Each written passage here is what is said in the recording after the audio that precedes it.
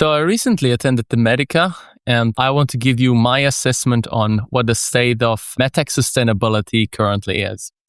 So here we have a very super nice picture of me at the booth of Galmed, where we launched the BioVent circuit.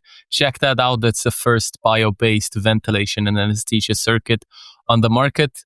And yeah, let's get right into it. So who do I think and how do I think that the sustainability in MedTech market is looking like, and the MedTech market in general? So who's really doing it? Who are the sustainability leaders? And I think there are like 5% of the market that are really getting after it. So they are having sustainable products, they have eco-design guidelines, they're using sustainable materials such as bio-based resins and stuff like that. And I would put sustainability champions like Ambu in that direction, but also long-term customers of mine, for example, a Galmed, who are launching the BioVent circuit. So I would say that is like 5% who are actually developing or having products on the market that are more sustainable, and they are getting the wins with it. So do not fool yourself. Only because they're a minority doesn't mean that they're not rocking it, doing it. They push real innovation and real sustainable products, and they know what they do and they know why they're doing it. So I would say those are the leaders, and those are the 5%, top 5%. And then there are a few who want to, but they can't. So I'd say 20% want to develop sustainable products, sustainable medical devices, but they struggle because of know-how gaps. There's a lot of confusion what sustainability even means. Something that paper is more sustainable, something it's biodegradable. For some, sustainability is chemical recycling. And there's a lot of confusion what sustainability should look like and which strategies to take. And nobody's really sure how to do that. And then there's a lack of strategy due to that. And I always like to tell this joke. Sustainability in MedTech is like teenagers and sex. Everybody talks about it. Everybody wants to do it, but nobody has really a clue how it's done. So that is these 20%. They want to do it, but they're not really sure how. And if you're one of them, you're a potential customer of mine. So click the link in the description and check out how we could help you. So moving on, who do we have then? So then there are like 40% who at least know it's coming. So I usually ask these questions. So by when do you think that regulations will force you to use more sustainable plastics and more eco-design in your products? And the answer is usually, 5 to 7 years. And then usually the question I follow up with is, how long do you take to develop your product? And then there's usually silence. But their conclusion is it's 5 years when the regulation will be forcing them to do that, but it's not the top priority right now. So we will wait for the regulation. Maybe we'll be getting some derogation period. So when the regulation hits, we will be ready. We will be looking into this, but right now it's not a priority for us. I'd say this is the majority. They know it's coming, but they don't want to do something about it yet. If that will pay off to be just like a late adopter, I'd say, I don't know if that will cut the chase, but let's see. And then there's the rest. The rest is, that was never a requirement. So by the way, these were like real quotes from people and discussions I had at Medica. That was never a requirement. We've always done it like this. Or I think it was, we've always used this material or we've always done it like this, but it's the same. Then I think that's bullshit. That was my favorite one. We will get exemptions. That's the next one. And then not for MedTech. That's basically boils down to, we don't deal with that. We don't do that over here. And I don't think that they're assessing the situation right.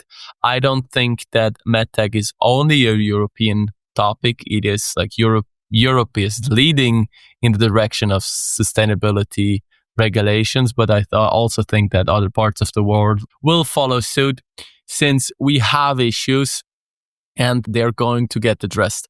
And they're going to get addressed because the majority of the industry doesn't do anything. and they're just waiting for the regulation, so to say. They want the regulation because then they're forced to, and they don't have to explain to their stakeholders why they're doing this and why this is costing investments and so on. So good. So that is like my assessment of how the MedTech market is structured currently. What other market moods am I seeing? So market is sideways. Nobody's really excited. Nobody's really crushing it, but nobody's like tanking completely. So it's sideways. It's like, meh. It's not good. It's not bad. It's just like we do as well as we did before. Plus, minus a little bit, but it's not huge. So MedTech market is, I'd say, boring right now. There's a huge interest in sustainable devices. So we saw that with Galmet launch. There was like completely fully booked booth.